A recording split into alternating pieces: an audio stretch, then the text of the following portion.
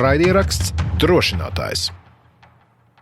Hi, Svitlana. Hi. What is the project Marriage for a Hero?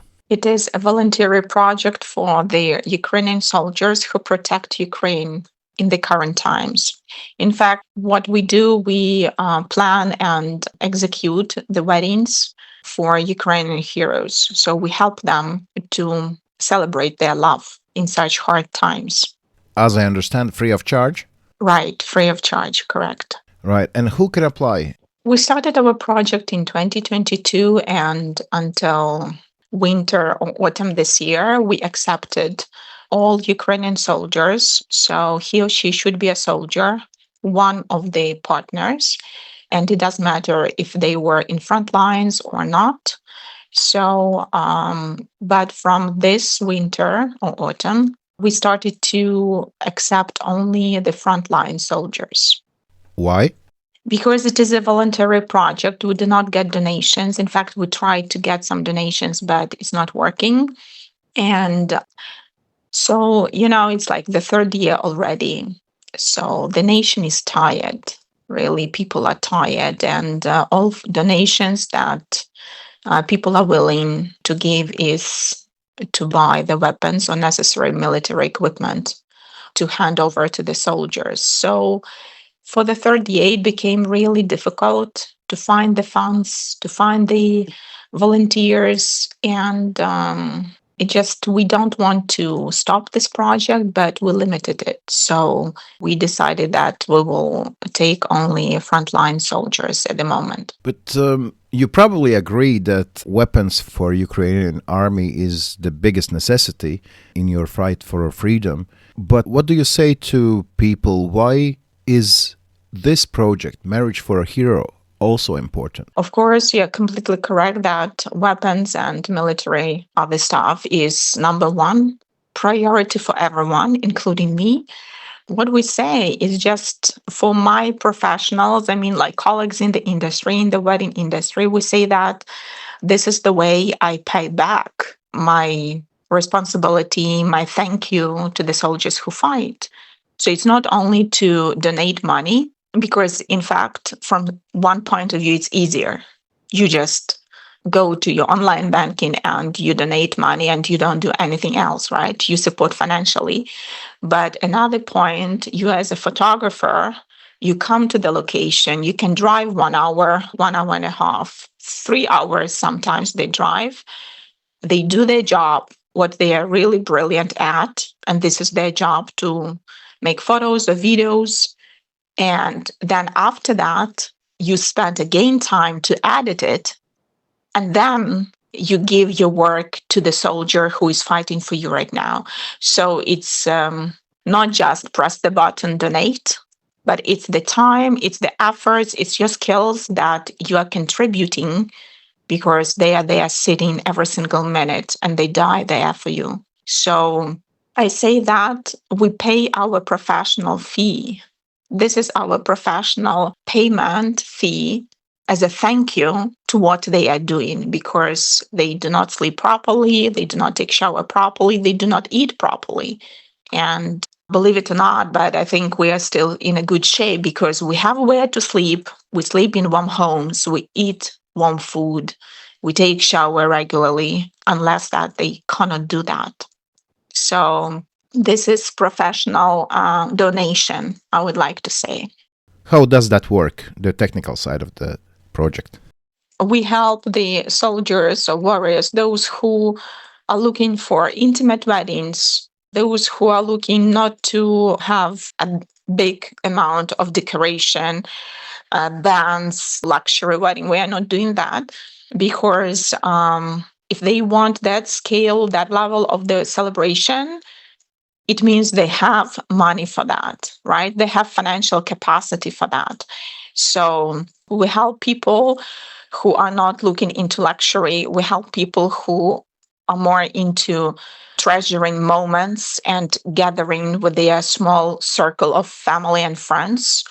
Those people who are in front lines today and tomorrow only, they can come for their wedding for one day and then they're back to the front lines. they don't have the possibility to have big festivities. So in technical perspective, how it's working, yes, we are not covering everything. We cover everything except food and drinks, in fact. We arrange for them the wedding invitations, the makeup and hair for the bride, the bridal bouquet and boutonniere for the groom. We provide wedding cake. We provide in some cities, we have catering companies who give the best rates, like net rates only to cover the expense. We provide photographer for 3 hours of work, and this is really enough because 1 hour is dedicated to the celebration or civil marriage in the town hall. Then 1.5 hours we dedicate to the couple shoot afterwards or before the civil marriage.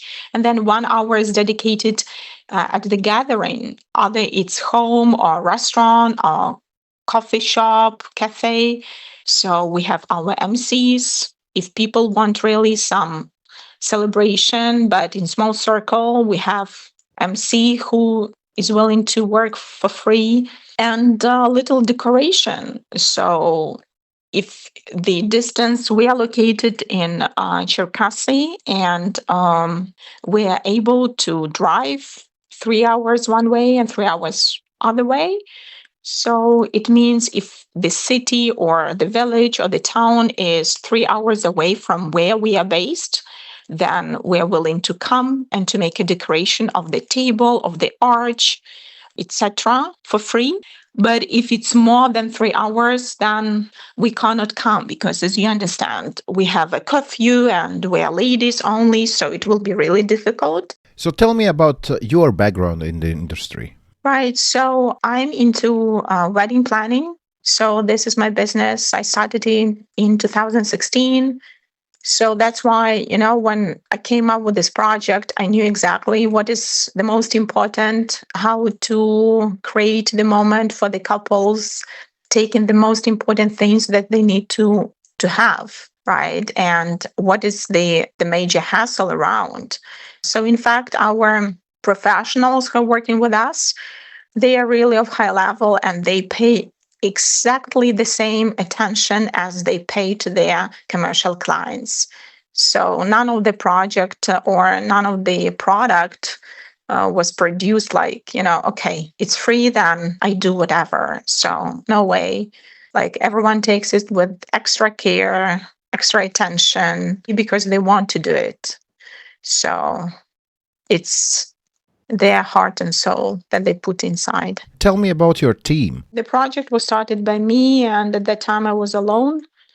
Later on, at the end of 2022, another amazing lady joined me, who is my friend and my business partner.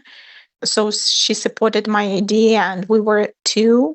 Tell me her name as well. Yeah, sure. So this is Alexia Salnikova. So the only reason why she didn't join me at the beginning, because she had to escape from Ukraine with her kid when the war started. So she has a small kid, and then she decided to be back. And once she was back, so she started to support me fully at every single step.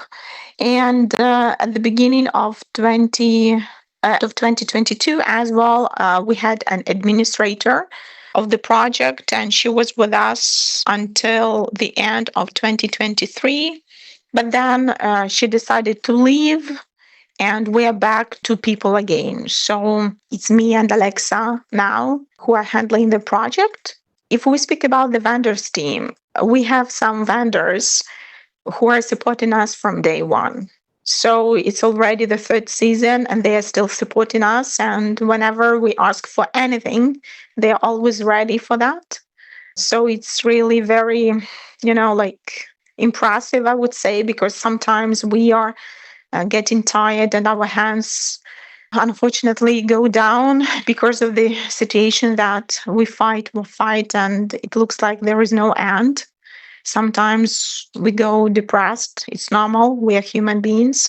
But these vendors, they're always there for us. It's like, amazing. Like we have the wedding cake factory from our city, from Cherkasy, Lasunia, who is supporting us from day one.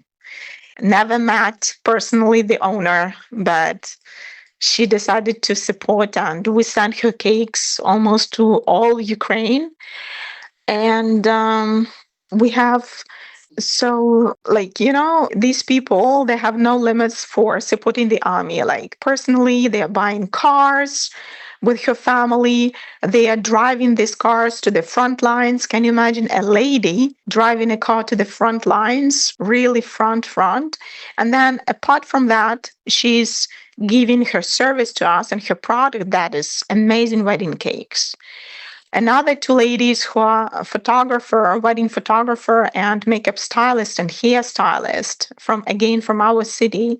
They are driving with us 3 hours, 4 hours in a car one way to do this service in another city of Ukraine. And then they are coming back with us. So imagine people contribute not only like 2 or 3 hours from their work, they contribute like almost 18 hours because we leave at 4 a.m. and then we come like at midnight or sometimes even later.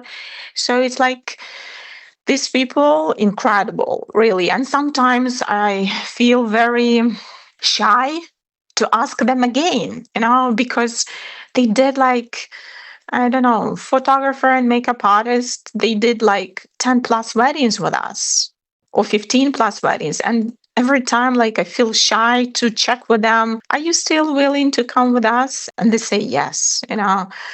Of course, there are other vendors, unique vendors who are located in different cities of Ukraine. Some of them we met because we went to that city, like Kiev, everything around Kiev.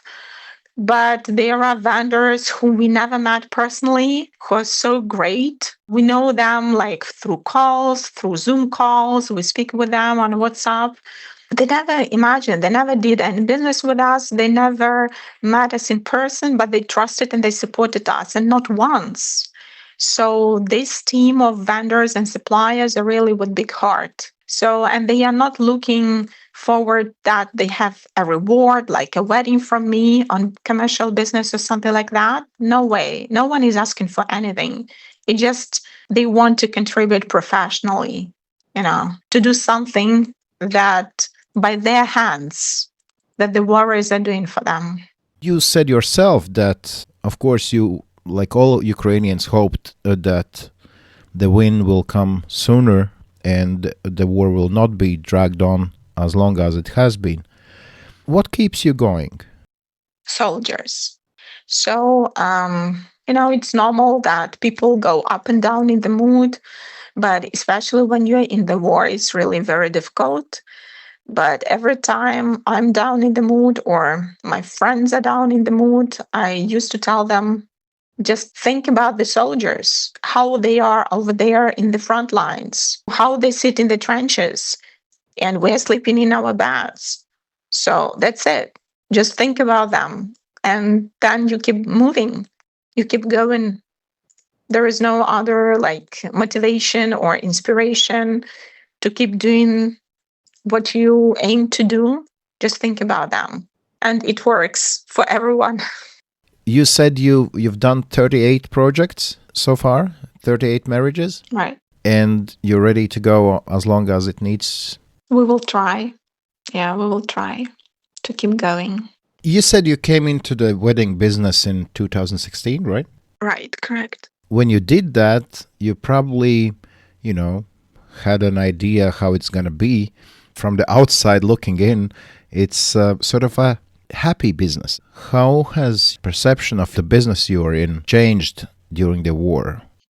In Ukraine, I do weddings only for soldiers, so within this project. And, very often we get the message, or vice versa, we write a message to the bride, like asking something like several days before the wedding, and she doesn't reply, or vice versa, we can communicate with the guy, with the soldier who's in front lines, and it can be like proposal, because we did 2 proposals as well, and there is no reply. And honestly, we are scared to read the reply when it comes, right? You understand me why? It's really difficult emotionally, and We think about them all the time and we track them after the wedding, like on social media and everything, because we do not want to see something bad afterwards. When the wedding comes, you see their eyes, you see their pain, and you see their happiness. And you know what? The most inspiring and motivated couples are those where one of the partner, both partners are in front lines. They motivate all of us. At the wedding, they speak to the photographer, to us, to catering, to all the vendors, and they motivate. They say, don't worry, the war will be stopped. We will win. We believe in it, So it's like motivation comes from the people who are there, not us who are sitting at homes, right?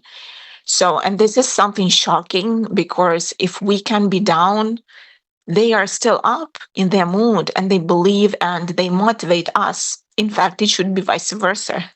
So, but this is the most striking thing, because we feel sorry, we feel pity for them that they are there, but then they just appear like the sun, and they shine and they speak cheerfully and they share their beliefs and their strong beliefs. It's difficult, but when you meet them personally, you understand there is the bright light after the darkness. It's interesting what you say, because in some sense it's the same with Latvians who's supporting Ukraine. When we read the news, there has not been a great victory for Ukraine for quite some time, or we're getting down, and we want you to win, of course. But then you speak sometimes to Ukrainians and they are more sure that at the end the win will come, and that motivates us Latvians to keep on supporting Ukraine. And I hear the same sentiment in what you said. Right. So I can say the same, because we deal in business with many foreigners. And when we say, those who don't know, and they say that we're Ukrainians and we are in Ukraine right now. So we see even, or if we don't see, we hear a big pause, because people do not know how to react. And then if you see the face, expression, that person becomes so sad, and in fact the person doesn't know what to say. But then when we were there so many times already, so we say saying, we are fine, we are fighting, we keep fighting and we will win. Then they, as you say, they cheer up and they get into the same spirit, because I think I would be the same like them. So those people who never had war, and I wish no one had war and undergo what we are undergoing right now. So in fact, they don't know how to react, and what to say, to pick up a correct word, especially when you do not expect this. So that's a normal reaction. It's okay, because only those who were in such situations like us, they react differently. So I have friends who undergo now other war, like Lebanon, and Gaza and Palestine. So we have completely different communication, and it's like, we communicate the same language, let's say. The reaction is different, but those people who don't know this evil, so it's normal. And I'm happy that we are fighting and we motivate them in this way, because they reconfirm their belief and they continue believing in our victory. Just one technicality for me to understand. You said you are only doing the soldiers' weddings. You don't do any regular weddings anymore, like for business? Or you still do that? No, I don't do it. And in fact, I didn't do it. I mean, I don't do weddings in Ukraine in my business. So I work abroad and I work with international clients. We have 10 destinations, in fact. So we do in Dubai, Italy, Spain, Cyprus, Turkey. We added recently Switzerland, Malaysia, we have Bali. So it's like you need to be good at what you're doing. How has the war impacted wedding ceremonies in Ukraine? 2022 and 2023, Especially 2022, there were no weddings, there were no celebrations, no birthday, no parties. So, of course, it was really difficult for the Ukrainian wedding and event business. And so many professionals were forced to change their business or to go to be employed and to work in supermarkets or whatever, because people had to earn money, right, to pay their bills and to survive. So that was a tremendous drop in our industry. It was very sad. Somehow in 2023, little by little, the industry started to pick up. And now the industry, I think, is doing okay. It's not how it was before the war, of course, but people still work hard and they can survive in the wedding industry. In regards to the number of guests, it can be 150, but no one is gathering 150 nowadays, so the priorities have been changed. So I can tell you just from our experience for the wedding for heroes, we had only one wedding that had to be 80 people, and 80 only because 40 had to be soldiers. Okay. But unfortunately, they didn't come because they had their tasks and they couldn't take a leave even for 3 hours. So, in fact, the wedding that was planned for 80 people turned out to be only 40, right? People start to do weddings. So, we understood that the war is not for just live until we need to survive until the weekend, then we need to survive one more week, then we need to survive the first month. We understood that, I think in autumn 2022, that it will be for some time. So, and in 2023, we understood that we cannot just pause all the life. Kids should be born, people should get married, love shouldn't wait, because the life is passing and you never know, maybe tomorrow you are not here anymore. So the life priorities changed, and people understood that they need to live here and now, regardless what is happening, because they may not live tomorrow. It's not big festivities. It's not, unfortunately, joy festivities, because everyone who comes to the wedding, they have sadness in their eyes. So still it's a big celebration of love, but on the other hand, everyone has someone who didn't survive for today's day. So the life is not on pause. We understand that, but it's not how it was before the war. There are no parties. There is just celebration. Have there been new traditions because of the war in Ukrainian weddings? Yes, new traditions. It means forgotten old ones. So more and more couples right now, they are back to the traditions, to old traditions that we used to have before Soviet Union. And it is, first of all, wedding attire, that is traditional wedding dresses and wedding shirts for the guy. Vyshyvanka? Yes. Exactly. So even the ladies prefer not to have a bridal normal bouquet in white colors, but they want with Ukrainian style, red roses, like some Ukrainian symbols over there. So like more and more couples are having, instead of white dress for the bride, they have Ukrainian dress. And even if the couple is not dressed up in Ukrainian attire, traditional attire, still you will see the wedding guests are coming in vyshyvankas. So it's like by default, the old forgotten traditions are coming back. Well, weddings actually was one of the things that show the character of a nation. In my eyes, I was always clinging to the fact that in 2022, after the full-scale invasion, the number of weddings went up, and as I understand, that explanation is that people who don't know if tomorrow will come, they decide to do the things they want to do and not put it back Of course. on pause, or say, like in a regular life, that, oh, well, I'll marry my partner when we are both ready, and the time never comes maybe, or Exactly. And we are never ready, right? right. But while preparing for this interview, I looked at some statistics that show that after 2022-23, the number of marriages dropped, and decline continued also in this year. Like, the statistics show that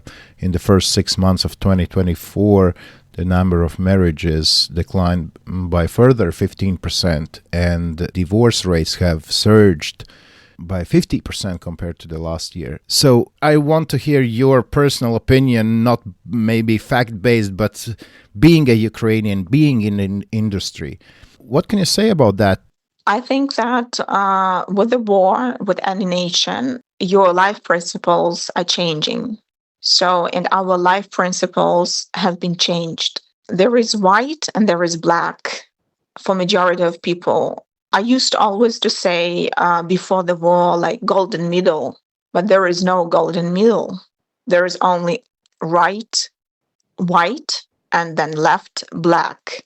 So there is no middle, there is no gray anymore. Many people understood that their life has changed forever, and what they thought major things or most important things are not most important things now. So from that perspective, so many decisions in weddings and in divorces took place and are taking place. People, right, they were rushing not to have a wedding, but they were rushing to get civilly married, because you're completely correct. Like, oh, we will get legal marriage when we will be ready. And then when we are ready, never comes, right? So you understand that you don't have that richness of time, because even if you are not in front lines, the rocket or the bomb can hit your house or your car when you are driving. So you are never safe, in fact. And you don't know what to expect when you go to bed. When you wake up, maybe it will be the third war, as we were waking up on the 24th of February, and then we understood that the war came to Ukraine. So from that perspective, you understand that your decisions should be taken here and now, your life decisions, and you need to be led by the most important things that are really most important. We are back to, like how the world was born, there was nature. And then after that, we started to create artificial things. And then now we're back to eco-friendly products, and we pay so more for eco-friendly products, right? So then the question, why we created artificial things that spoiled the nature, and now we're back to square one or zero. So the same with life principles. We were so spoiled, and then we are back to the square 0 or 1, that we understand the real life principles and what really matters in life when the world was born, let's say. So from that perspective, so many people rush to get civil marriage, because they understood, I cannot wait. I don't have that leisure to wait when we are ready. If you want to marry me and I want to marry you, then we need to do it today, not in 1 month. This is the explanation for the rush of and the increase of marriages when the war started, and then the divorce. I consider, again, maybe some people will take it negatively, but my opinion, better people divorce and be happy separately, rather than they are not happy together and they live unhappy more years or forever. So this is my personal subjective opinion. And again, people understood that they don't want to compromise. They don't.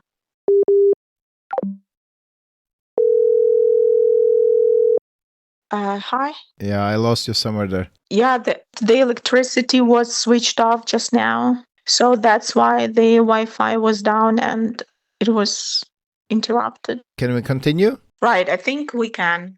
Right, people don't want to compromise anymore. So if they Like so many families were uncomfortable living together, but they would, okay, I have family, I have children, I can band somewhere, I'm not happy, but okay, I will continue the life like this. But now people do not want, because they understand it's not the way it should be. So it's like white and black. You like it, you're happy, you stay. It's white. You're not happy, it's black. You need to go. You need to stop being unhappy and making other people unhappy around you, right? So there is no gray anymore. So basically, Ukrainians have become more vital in their decisions, that you don't put off any issues for later, right? This is my opinion, right? And vital as well in making decisions. Because even friends, acquaintances, everyone has a large circle of acquaintances, right? But then the war put points on each acquaintance and each friend you have. So during the war, you understand who is your friend. Because if your friend, you thought is a friend, and then the friend is sitting and hiding from the police to go to be a soldier, he's not my friend anymore, because I'm patriotic, I am for my country. So this as well put a line between who is your friend. Because again, there is no gray. Either you are for Ukraine or you are coward and you're sitting and hiding. You don't want to go and protect your family. You don't want to go and protect your land. You don't want to go and protect your parents. On this ground, you can ask any Ukrainian, but on this ground, a lot of people stopped being friends. And they got other people who are friends. So it's like priorities in life completely changed. You understand that you cannot handle the person who is speaking Russian. You cannot. How you can speak Russian if this language is killing you now? Is killing your neighbors, killing people. So you cannot tolerate that. And every single Ukrainian has at least one friend who used to be a friend, but now is not a friend because on this, they have different overview on the war. Thank you so much, Svitlana. Thank you for being there for us and for your support. Raidieraksts Drošinātājs. Paldies, Dīvu, par sarunu ar Svitlanu Oliferu. Atgādināšu, viņa ir kāzu rīkotāja un labdarības projekta Kāzas varonim dibinātāja. Kā jau tu ieskicēji mūsu sarunas sākumā, raidieraksta sākumā, saruna nav tikai par, protams, laulībām, par kāzām, bet arī par morālo, psiholoģisko pusi un pieķēru sevi pie domas tieši vairāk par viņas pausto, ka motivāciju dod Ukrainas tautai karavīri, kurus tad arī salauzā. Tas ir kaut kas tāds tā kā apgrieztā veidā, vai ne? Tu varētu domāt, ka vajadzētu būt varbūt otrādā, ka tev vajadzētu iedvesmot karavīrus frontē, lai viņi cīnās un uztur gan morāli, gan fiziski spēku, bet sanāk otrādāk, brauc uz ceremoniju un iegūst spēku no šiem cilvēkiem.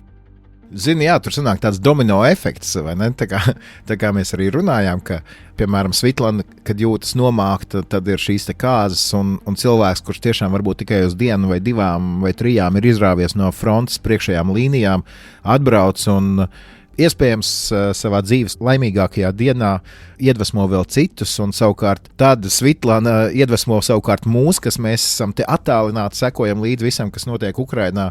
Cerams, ka šī saruna iedvesmos arī mūsu klausītājus, un ja jums šķita svarīgi tas, ko mēs runājām ar Svitlanu, tad es tiešām aicinātu padalīties sociālajos tīklos ar šo interviju, saiti uz šo interviju, aizsūtiet saiti saviem radiem draugiem paziņām, aizsūtiet šo saiti arī kāzu rīkotājiem Latvijā, gan jau ka kādu zināt, un es prasīju Svitlanai patiesībā, vai Latvijas kāzu biznesa darboņi varētu kā palīdzēt. Viņa teica, protams, ka neviens jau pie mums uz Ukrainu nebrauks un mūsu vietā to darbiņu nedarīs, bet ar viņu noteikti var sazināties caur sociālajiem tīkliem, un ja jūs neatrodat, atrakstiet uz Drošinātājs @Latvijas Radio LV, es noteikti iedošu kontaktus.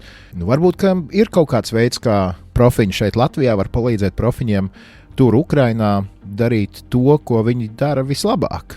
Proti sarīkot kāzas vai arī bildinājumus. Kāzu bildes un bildinājumu bildes mēs jums arī piedāvāsim, tikai piedāvāsim to, protams, nevis šādā te audio formātā, bet LSMLV, kur nedēļas nogalēs parasti svētdienās tiek publicēta drošinātāja intervijas rakstiskā versija. Esam sagatavojuši daudz smukas bildītes, redzēsiet, kā izskatās gan Svitlana, gan viņas un kolēģu rīkotās kāzas Ukraiņu karavīriem. Es, starp citu, gatavojoties šai intervijai, konstatēju vienu faktu, ko varbūt bija palaidis garām, un es nezinu, vai tu arī zini, Rihard, bet Ukraina ir kļuvusi par pirmo valsti pasaulē, kur laulību ceremoniju un arī bildināšanu var veikt online režīmā. Tas ir šajā gadā, un patiesībā žurnāls Time to ir iekļāvis 2024. gada labāko izgudrojumu sarakstā. Tas tā interesanti pat nedaudz šķiet, jo, it kā liekas 21. gadsimtā, kad tehnoloģijas visur apkārt priekšā un aizmugurē, tā teikt, jā. Jā, redz, praktiski tas strādās tā, ka tu vari ne tikai iesniegt kaut kādus iesniegumus uz kāzu ceremonijas rīkošanu, bet tiešām arī reāli fiziski atrodoties varbūt pavisam dažādās pasaules malās, tātad šie te abi jaunlaulātie pieslēdzas konkrētam linkam, un tam linkam pieslēdzas arī oficiāls, kā to pareizi sauc, kas kāzas vada. Nezinu, kāzu vadītājs. Jā, kāzu vadītājs valsts norīkots. Dzimtsaraksts nodaļa tā kā, jā. Darbinieks, un tad ir video links no visiem trijiem. Tiek novadīta ceremonija gluži kā klātienē, tikai viss tas notiek caur ekrāniem. Jāpasaka jā, un tad viņas pasludina par vīru un sievu. Protams, kritiķi rietumos jau pasteidz nosodīt, ka šī iespēja nav pieejama vienzimumu pāriem, bet tas jau ir pavisam cits stāsts un citai reizē. Un tā kā šī ir tāda reāla ceremonija, tad, piemēram, kad pavasarī tika izsludināts, ka testa režīmā mēs atveram šādu iespēju, tad 24 stundu laikā Ukraiņi jau bija norezervējuši pieejamos laulību laikus 2 mēnešus uz priekšu. Un līdz... Nezinu, vai šādai online ceremonijai var tad arī pievienoties Radilai, kāda, varbūt Nika Naomi te var iebilst tajā brīdī, kad jāsaka jā.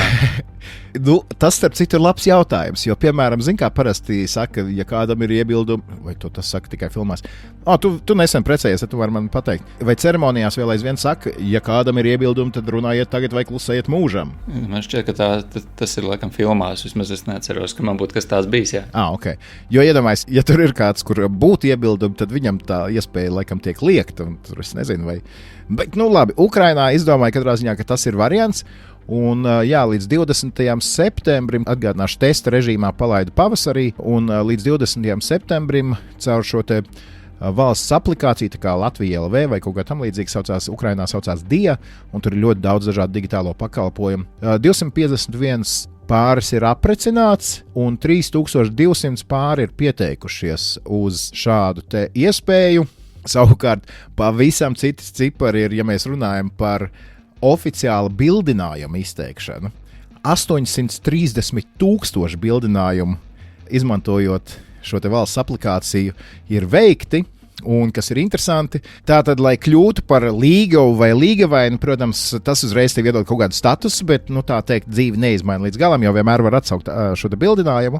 Bet tātad 830,000 bildinājumu ir izteikti online režīmā, un 106,000 gadījumu ir saņēmuši apstiprinošu atbildi. Tātad 106 potenciālie kāzu pāri jaunlaulātie. Tālūk, tik tālu par kāzām, par precēšanos, par šķiršanos, par svarīgākajām jūtām pasaulē. Arī tās pastāv kara laikā. Un, protams, ka ik viens šeit Latvijā un Ukrainā, protams, gribētu precēties zem mierīgām debesīm, bet uz to mēs visi arī ejam, to visu gaidām. Kamēr tā nebūs, tikmēr drošinātājs turpinās savu darbību. Ja jums ir kas sakāms mums par šo vai kādu citu tēmu, droši iesakat mums arī cilvēkus, kurus jūs gribētu dzirdēt nointervētus, tad rakstiet mums uz drošinātājs @Latvijas Radio LV, izmantojiet hashtag drošinātājs sociālajos tīklos, padalieties, lai mūs dzird vairāk, tas mūs tikai priecēs. Un atcerieties, ka jauna drošinātāja podkāsta epizode tiek publicēta katru ceturtdienu lielākajās straumēšanas vietnēs un Latvijas Radio mobīlajā aplikācijā. Savukārt piekdienās 6:15 vakarā iesakiet tiem cilvēkiem, kuri klausās Latvijas Radio, ļoti uzticīgi 6:15 vakarā, tātad piekdienās ir arī drošinātāja, teiksim tā, koncentrēta versija, kur mums ir jāiekļaujās 43,5 minūtēs. Bet tas viss. Jā, šoreiz. kā jau Dīvs minēja, paudiet savas jūtas arī mums rakstiski, ne tikai savām sievām un saviem vīriem, bet arī mēs jūs droši uzklausīsim par dažādākajiem jautājumiem, bet, protams, vairāk ir tie saistīti ar mūsu raidierakstu. To visu noteikti atcerieties un atcerieties arī to, ka drošinātājs tas ir skaidri un personīgi par karu Ukrainā. Raidieraksts Drošinātājs.